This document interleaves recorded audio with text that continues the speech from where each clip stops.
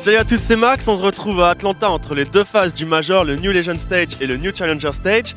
Il y a de la neige, c'est magnifique comme vous pouvez le voir. Je vous emmène à la rencontre de Richard Shox Papillon, le capitaine de G2 Esports, à son hôtel pour avoir une petite interview juste avant leur match contre Cloud9 et aussi pour répondre à vos questions que vous lui avez envoyées sur Twitter. On y va? C'est parti!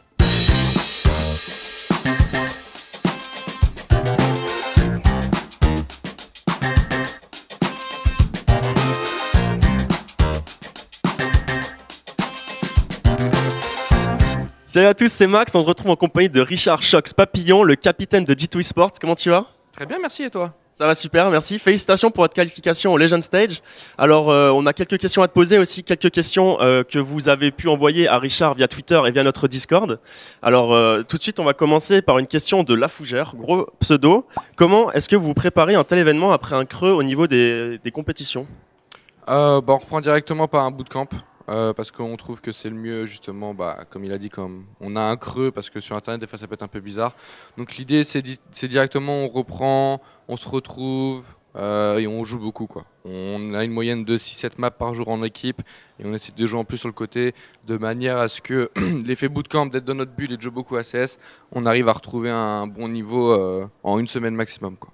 Voilà, on a vu un très gros niveau justement avec toi un petit peu, qui retrouve ton niveau de 2013 justement où tu carries tout le monde et t'es super fort. Félicitations à toi d'avoir retrouvé ce niveau-là. Alors la prochaine question c'est sur... Ça fait que 3 maps donc on va voir. Et donc votre prochain match c'est contre Cloud9. Comment est-ce que vous appréhendez ce match? Bien et pas bien à la fois je dirais. Le truc c'est qu'on sait que historiquement c'est une équipe qui nous a toujours plus ou moins posé des problèmes.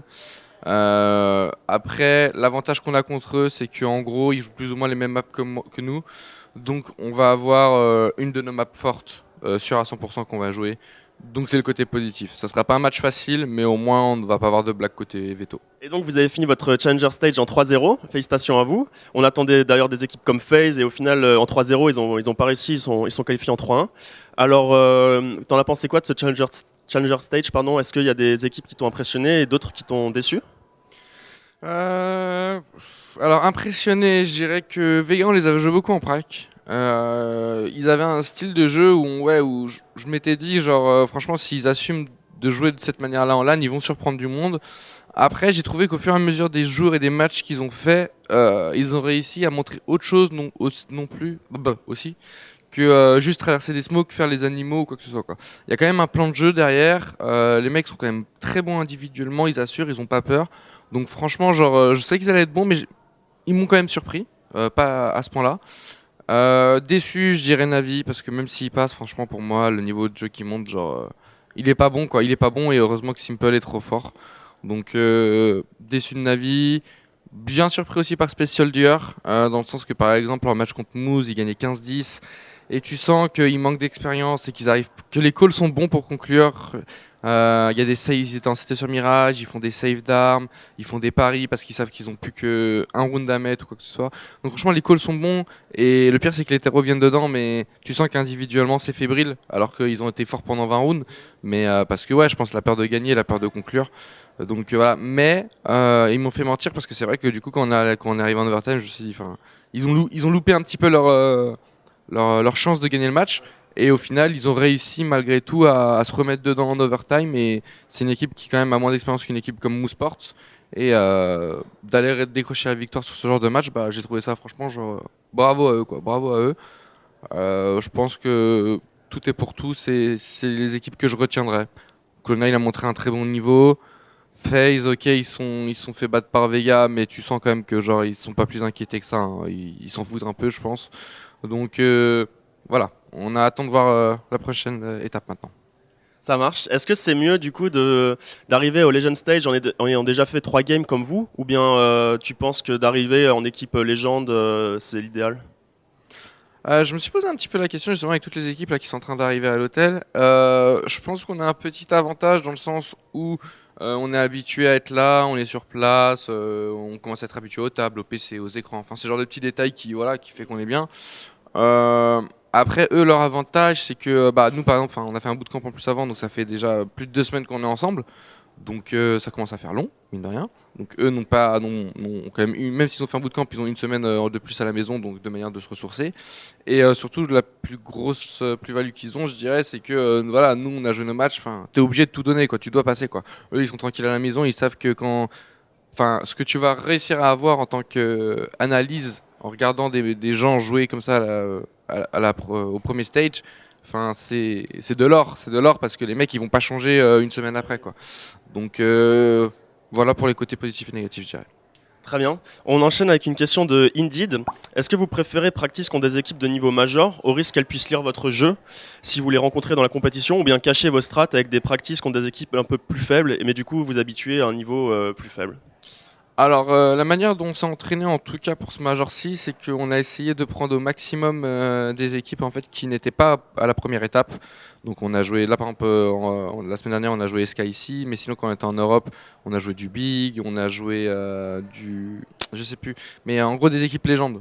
Dans le sens que je me disais franchement enfin comme ça au moins on donne tout, ça nous fait des bons pracs et de toute façon enfin si on arrive jusqu'à jouer contre eux c'est que déjà ça sera plutôt pas mal. Et contre eux, contre ce genre d'équipe, en général, on lâchait tout. Voilà, on joue notre jeu à 200%. Après, quand on joue des équipes de la première phase ici, on a gardé deux trois petits trucs sous la main, quoi. Voilà. Au cas où. Ça marche. C'est vraiment le moment pour vous de devenir légende là. Tout est réuni pour que vous passiez, non? On a souvent dit ça, et à chaque fois, il s'est passé un truc. Donc, on verra. Maintenant, je pense en tout été que ça va dépendre de nos match-up. Dans le sens que dans ce Swiss format, tu peux au final te faire sortir en ayant joué trois grosses équipes, comme tu peux gagner en jouant trois équipes qui sont, enfin, c'est pas les plus folles du tournoi, quoi. Donc je pense que ça dépend des match-up. Je pense qu'on a de bonnes chances, oui, de passer, que on a pas mal de match-up qui nous favorisent. Maintenant, si on tombe sur les deux trois qui nous font mal, bah, ça va être dur, quoi. Très bien, on vous souhaite un très bon courage en tout cas pour cette phase. On va enchaîner avec quelques questions des tweetos aussi. Donc on a Stones qui pose une question, Very Games ou Titan? VG. Ensuite on a Reezer qui dit que penses-tu d'Envy actuellement, les performances, etc. C'est un peu dur de dire ça, sachant que la saison a repris depuis même pas 15 jours, donc c'est un petit peu dur. Après, avant que Cédric soit malade et soit hospitalisé, je dirais que j'ai pas été convaincu en tout cas par le niveau de jeu qu'ils ont montré. Euh, voilà. Aujourd'hui, ils sont éliminés. Malheureusement, Cédric a pas pu être là, mais il est en train de se remettre petit à petit. Je suis allé le voir hier, donc j'espère que ça va aller de mieux en mieux. Pour parler purement dans le jeu, en toute honnêteté, j'ai mis des doutes que même si Cédric était là, il serait passé. Parce que, voilà, sur même le match contre Quantum Bellator, ils mettent 10 rounds en terreau. Ils les ont toujours mis ces rounds-là, au final. Ils sont bons sur Inferno Terreau. Mais ils ont toujours eu du mal sur Inferno CT. Donc est-ce que vraiment Cédric, ça aurait fait la différence? Peut-être. Mais je sais pas. Et puis derrière, il y a encore un ou deux autres matchs pour aller chercher vraiment la qualif. Donc, en tout cas, moi, personnellement, sur ce tournoi, ils m'ont pas convaincu. Ils ont été trop fébriles. Voilà. Après, je sais pas ce qui se passe en interne, je sais pas si, je sais pas ça. J'ai que le regard extérieur comme vous. Euh, ça me fait chier parce qu'il y a quelque chose à faire. Clairement, il y a quelque chose à faire. Il y a des joueurs, il y a un coach. Tu sens qu'il y a des phases où ils ont compris, où ça se passe bien, où genre franchement, enfin, c'est propre, quoi. Ils sont capables de faire des bonnes phases, mais tu sens qu'ils peuvent perdre pied et commencer à faire n'importe quoi, genre d'une seconde à l'autre, quoi. Et c'est ça un petit peu qui fait peur, quoi. Après, pourquoi je suis pas dans leur équipe, donc je sais pas. Et puis s'il savait, il réglerait ça aussi. Je pense qu'il y a voilà. On enchaîne du coup avec une question de Lynn Weir, pardon. Ton top 5 des joueurs de l'année 2017? 2017, bon, bah Coldzera c'est sûr. Moi je mettrais Fallen parce que franchement pour le travail qu'il fait en tant que leading game et de sniper, moi je trouve ça fou. Je mettrais Rain parce qu'il a fait une très très très grosse année. Je mettrais pas Nico parce que je trouve que Nico, même s'il a été archi fort individuellement, genre c'est trop un div. Tu vois, genre Rain il avance, il l'ouvre, genre il a un rôle dur, quoi. Voilà. Donc je mettrais Colt, je mettrais Rain, je mettrais Fallen, je mettrais un petit Device parce qu'il a quand même été très fort. Et pour cinquième, pour cinquième, je Je mettrais Simple. Non, Kenny, j'ai dit que je le mettrais pas. Je lui ai dit. Je le mettrais pas parce que pour moi, on n'a pas assez gagné. Voilà, on n'a pas assez gagné dans tous les cas, qu'il soit 5ème, 4ème, 3ème, 2ème. Je m'en fiche. Moi, ce qui m'intéresse, c'est qu'il soit premier. Le jour où il sera premier, je lui dirai bien joué. Ok. On enchaîne avec une question de Cannes qui te demande quand est-ce que tu vas de nouveau streamer. C'est vrai que c'était un truc assez cool avec Ryuz aussi. On se rappelle de quelques clips sur Twitch. C'est pas l'envie qui manque, parce que franchement, ça m'est arrivé plusieurs fois où franchement, ça me ferait plaisir. Plusieurs problématiques. Déjà, aujourd'hui, je suis beau-père, pour les gens qui ne le savent pas. Donc, ça engage beaucoup plus de responsabilités et beaucoup moins de timing pour ce hors game, justement, en dehors des pracs et tout, pour pouvoir stream. Donc, ça, c'est compliqué si je veux maintenir un minimum une vie de famille, sachant qu'on est souvent à l'étranger tout au long de l'année. Et de toute façon, deuxième problématique, c'est que pour l'instant, à l'heure actuelle, ma connexion ne suffit pas pour stream. J'ai déménagé à Marignane près de Marseille et j'ai pas assez en upload pour stream. Donc pour l'instant, de toute façon, je ne peux rien y faire. Mais j'espère bien, de toute façon, là on va bientôt déménager normalement la semaine de l'année prochaine. Donc je sais pas quelle connexion j'aurai et tout, mais c'est sûr que demain, si j'ai un petit peu plus de temps et que j'ai une meilleure connexion, enfin voilà, je pourrais pas restream comme j'ai fait avant ou de manière quotidienne ou quoi que ce soit. Maintenant, en faire de temps en temps, oui, clairement, enfin j'y pense et si j'en ai l'occasion, je le ferai. On a hâte de voir ça. C'est vrai que s'il y a des gens qui dorment à côté de toi, tu peux pas forcément faire le show, etc. Donc pour stream, c'est chaud. Tu parles de justement, tu habites à côté de Marseille, la DreamHack à Marseille. Est-ce que c'est un événement qui te hype et tu penses quoi du fait que ça soit du coup à la cité phocéenne? Écoute, moi de base, je suis originaire de la banlieue parisienne. Pendant 23 ans, j'ai vécu là-bas. Ça fait que bientôt 2 ans que j'ai déménagé dans le sud. Donc je suis pas non plus un Marseillais de souche. Maintenant, ma chérie, elle l'est. Elle m'a fait découvrir la ville, elle m'a fait découvrir un petit peu sa culture et tout. Et franchement, j'aime bien. Vraiment, j'aime beaucoup le sud. Et le fait que ouais, ce soit à côté de chez moi, même si on va dire que ouais, j'ai pas vécu pendant 25 ans, ça me fait quand même quelque chose. Et j'aurais à cœur en tout cas de montrer à tout le monde que c'est une bonne ville, que franchement les gens sont cool. Moi je kiffe la mentalité du sud, ils se prennent pas la tête ou quoi que ce soit. Vive le pastaga et les pétanques, voilà, moi j'adore ça.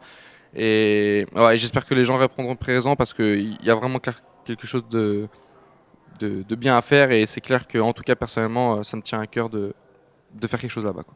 Cool, on espère le même résultat qu'à la DreamHack Tour, c'était incroyable. Richard, je te remercie pour l'interview. Je te laisse conclure avec un mot de la fin du coup pour la communauté francophone. Merci encore à Vakam pour l'interview. Merci à tous les gens qui nous suivent. On va essayer vraiment d'aller prendre ce fucking legend spot parce que depuis 2-3 ans ça commence à être énervant. Pas d'autre chose à dire, juste on se revoit du coup pour notre prochain match contre Clone9 vendredi. J'espère que vous serez là et j'espère qu'on va vous faire kiffer sur le serveur. Merci Richard. C'était Max et Mickey pour Vakam. Ciao!